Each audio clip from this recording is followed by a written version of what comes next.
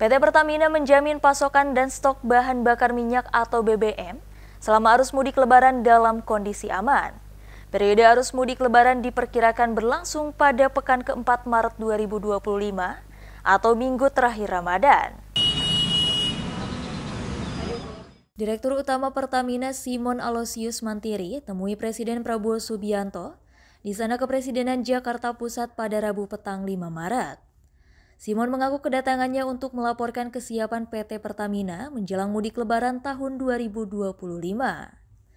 Dirut Pertamina ini juga melaporkan jika pasokan dan stok BBM selama bulan suci Ramadan hingga masa libur Lebaran dalam kondisi aman.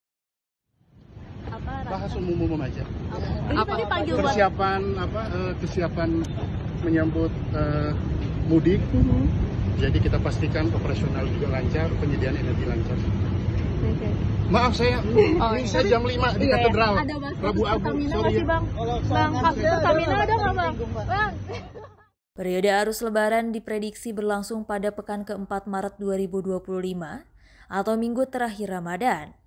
Puncak arus mudik diperkirakan jatuh pada 28 Maret 2025 atau H-3 Lebaran.